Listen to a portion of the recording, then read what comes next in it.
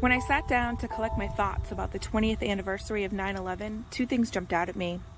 First, that everyone remembers 9/11 differently, where they were, what they were doing, who they were with when the plane struck the towers. All of those things evoke these visceral memories that come rushing back every year. I actually don't like calling it an anniversary.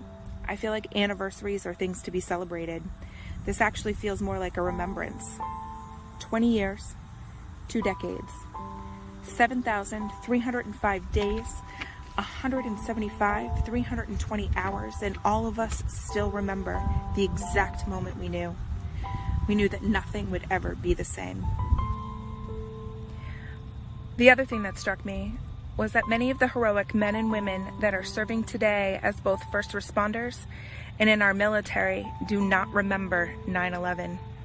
They were young children, toddlers maybe, some in grade school, some maybe even younger than that. It's something they learned about in a history book or heard about in stories their families told them. They themselves have no independent recollection of that day. To put it in context, more than 70 million people have been born in the U.S. since 9/11, 2001. The impact of the events of 9/11 and what they have done to our nation have left a gaping hole in our collective heart. The collateral damage has been felt everywhere, radiating from the epicenter of the Twin Towers in New York to the Pentagon and on to Shanksville, Pennsylvania, pushing out to every corner of every community.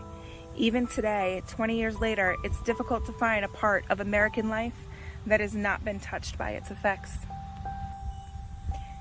It's a day in my mind marked by its own experiences, my own personal and that of my closest loved ones, but more so by the paths it set others on, the events that it set in motion, and the ripples that play out even now.